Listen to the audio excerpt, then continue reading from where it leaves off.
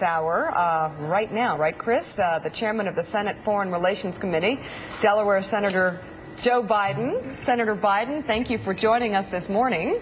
Nika, how are you? I love you. I've been bragging about you. Compare me to Bill Riley. God almighty. What a terrible thing to do to a man this early in the morning. I'm sorry. And to think I think you're so good.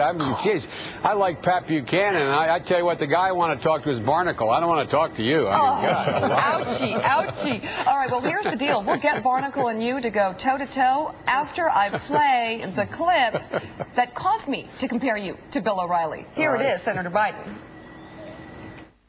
This is bull. This is malarkey. This is outrageous. Outrageous for the President of the United States to go to a foreign country, sit in the Knesset, and that's what I'm told. Now I got to make sure my facts are right. In the Knesset, and make this kind of ridiculous statement. All right, so this is Senator Biden. Of course, you're responding to President Bush's statements in all seriousness out of Jerusalem yesterday, and you called it BS. Why? Well, you know, I was just getting off an elevator. I hadn't heard he had done that. 5 reporters grabbed me and said, Joe, what do you think of the president? And I said, you're kidding me. That's and then I shouldn't have said that. And my mother pointed that out to me, but it is. I should apologize to the bull, actually. The truth of the matter is it's outrageous. It's absolutely outrageous. The fact of the matter is I cannot think, and I wonder what Pat thinks. I cannot think, Pat, of a single president of the United States, and I've worked with 7 of them, who's used a forum abroad to use such an incendiary attack on a political opponent at home. I mean, a little bit like Prime Minister Brown coming to a joint session of Congress and attacking his conservative opposition and comparing it to Neville Chamberlain. I mean, well, I just, and here's the point. It seriously weakens us around the world. Yeah. Imagine what they're thinking in the capitals from Paris to Tokyo. No wonder this administration is held in such low regard in terms of its ability to lead the world. Okay, I agree. It was unprecedented. I've never known anything like that. I remember when I traveled around the world with Nixon before he was president. Everywhere he went, every meeting we went into, he defended Johnson's position on Vietnam. That was an obligation of a statesman in those days. It is unprecedented, and frankly, to compare this to Neville Chamberlain, to bring up the Nazi analogy is over the top, I think, in American politics. But there's no doubt it has brought the issue of foreign policy front and center in this campaign. Well, certainly the conversation is out there, and Barack Obama is going to take the reins on that in South Dakota today. Mike Barnacle, chime in. Well, you know, first of all, as we've been saying all morning, it's an insult to history. It's the height of hypocrisy. But with regard to Senator Biden, 2 things. The statement yesterday, including the, you know, expletive deleted. If more and more people had heard Joe Biden speaking like this in October and November, the real Joe Biden, he'd be the nominee, because he says exactly what's on people's minds. But this whole conversation, this whole dialogue about what happened yesterday before the Knesset, I find enormously depressing, just looking at it from the point of view of an average American, in the sense that the military, the American military, is broken. It has been broken for the past 6 or 7 years by this administration.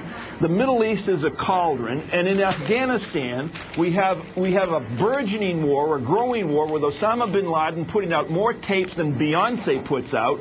So my question to Senator Biden is, what do we do with a supposed ally like Pakistan, receives billions of dollars in aid from us, and yet seemingly obstructs us from going after the real nemesis, Osama bin Laden?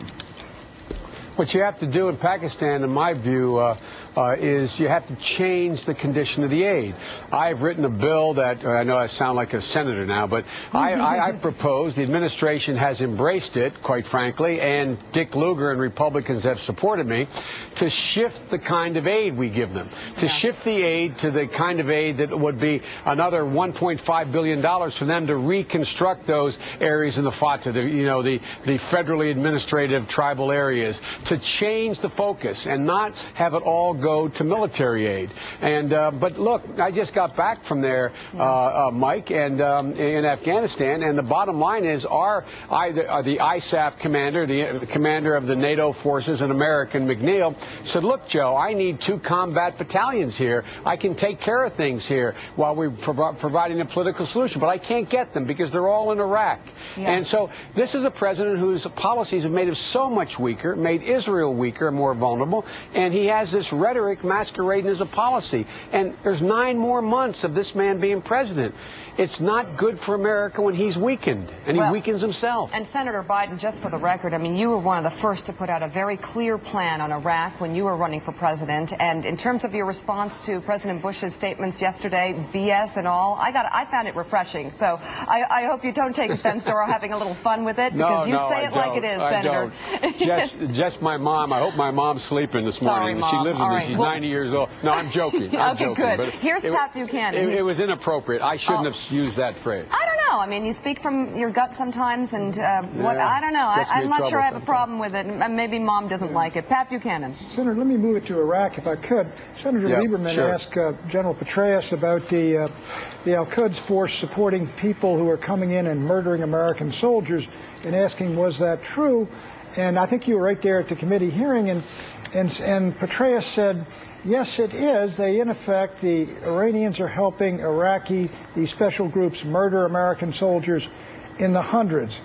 Are you anticipating a strike by the President of the United States, ordered by him, on the Al-Quds camps in Iran before this election is out? I would not be surprised, Pat. I don't know what to anticipate. I know that the majority, I shouldn't say no, let me be precise. It is my distinct impression from the uniformed military that they're extremely reluctant to engage in airstrikes or anything else cross-border into Iran. They've got their hands full now, but what they are doing, and they're making progress doing, is focusing on this force you refer to as kind of a special force out of Iran, Al-Quds, but for your viewers, this is their bad guys who are helping the Iraqis, focusing on how to deal with their caches and their help inside Iraq.